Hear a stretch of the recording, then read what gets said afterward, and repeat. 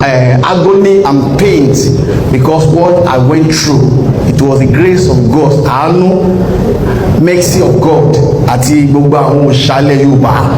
They have saved me for that terrible experience.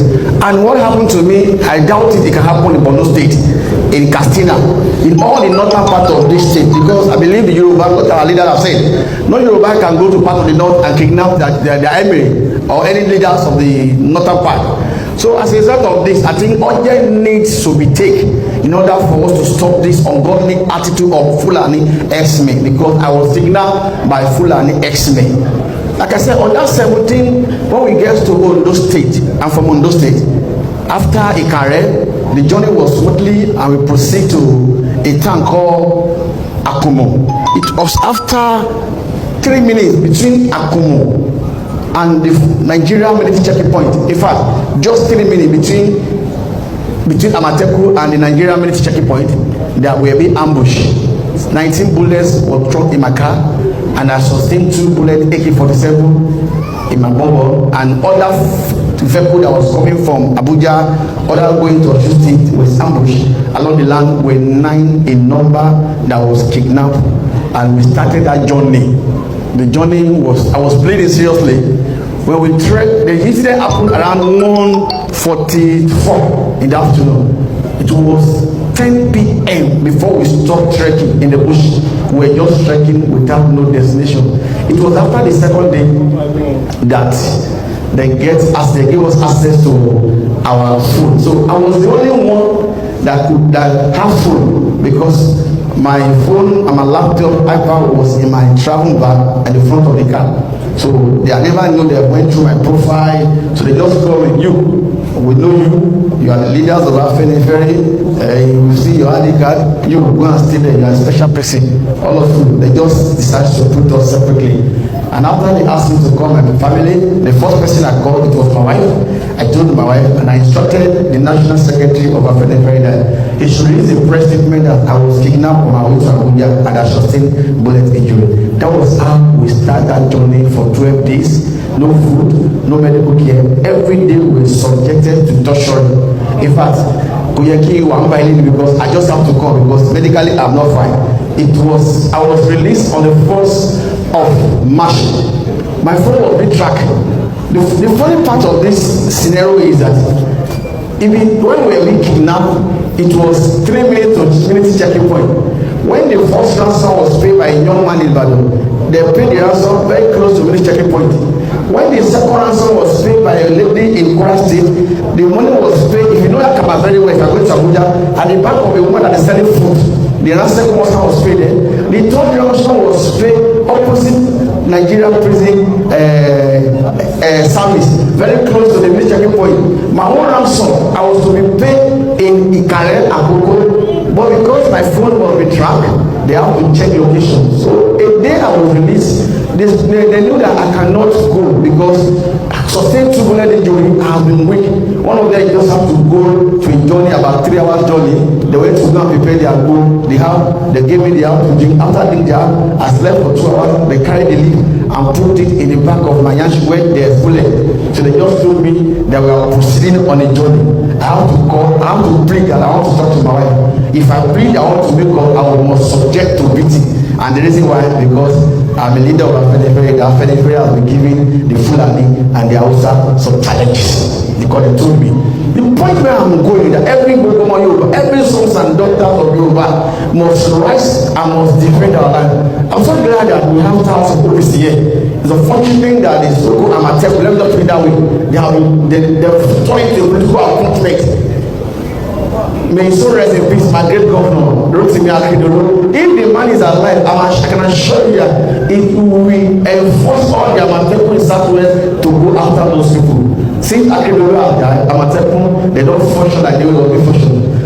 So, as I was saying, so on that day, they told me we are going on a journey. I just have to look at the town. The town was, that was on the 28th of February. The time was 4:23. We started the journey between 43 until the second day, 5 a.m. We're trekking in the bush. No food, no water. In the morning, they have to call my wife. I call my wife. My wife said the ransom has complete. I paid much of a lot of money. Nigeria stood up. everybody, family contributed money so that I won't be able to die. But thank God that I came out alive to tell my story, because a lot of people have been kidnapping, but they fear us, they can't come out to say all this. And I discovered that we were trekking from Kapa, we trekked to Ibilo in Edo State. Ibilo in Edo State, and how the authorities say is the whole of the Fulani who are kidnapping or terrorizing us in SouthWest. In fact, that day, my wife and my younger brother was Nigerian Foreign Service. They counted about 5 new motorcycles that was trailing them to the bush, and the money was paid again very close to Nigeria military checking point.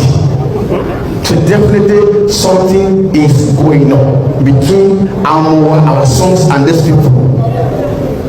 The money was paid. After the money was paid, I was released on the 1st of March. Then they took me to Ikarajan Hospital where the first surgery was commenced and the second surgery was done about 2 weeks ago. But my message to SouthWest Governor, because their first priority is to protect life and property. A place where there's insecurity, there's no how you can create jobs, there's no how investors want to come to that state. No matter how the potential of resources you want to have, that nobody will come and invest. I have a message for Ondo State Governor, very important. I have a message for the State Governor, very important. I have a message for Sioux State, Ekiti State, and Lagos State, very important, because I've said I'm not going to release any information based on the national security. I was taken, and this Fulani expert, they showed me there are 5 camps that they have in our land. And they told me in Ondo they have 26. I will continue to be saying that 26 camps of the terrorists in Ondo State and other part of SouthWest making 53 camps. If somebody can have 55 camps in a particular region, tell me.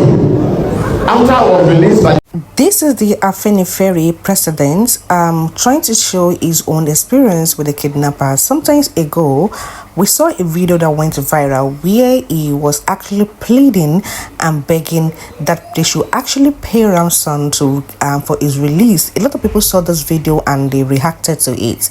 Now he has been released and he shares his own part of the story. This is very deep, my people, and I think from his story, all I can just deduce is that we need to learn how to stand up for ourselves. Can you imagine the kidnappers having like 53 kidnappers camp in the Southwest? Then we are not even ready at all. We are still sleeping because these people are already taking over our land. And if we continue to keep quiet, things will definitely happen. And trust me, this place is not really a safe place for us anymore. We need to stand up for our rights. We need to stand up for our land, because the truth of the matter is this is getting more serious.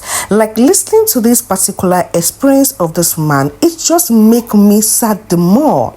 Like seriously, a country where we have leaders, we have governors. What are our governors even doing in this part of the land?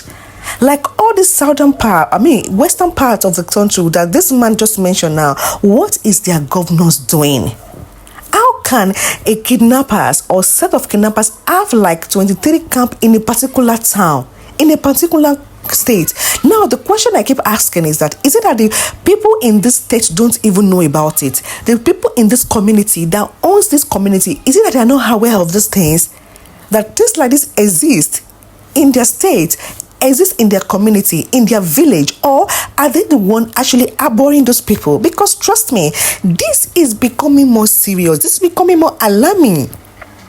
It is becoming more alarming, guys. And if we are all waiting for the government to come and do something, the federal government to come and, so trust me, nothing will be done.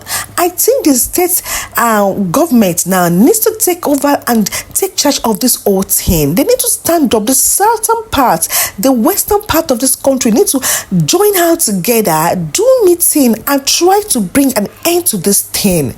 Shipping now, we get our land now. So how can some people come and invade into our land and try to take possession of what we say belongs to us? This is actually heartbreaking, my people. Drop your comments in the comment section. Let me know what you guys feel about this whole issue. Guys, this is actually very heartbreaking.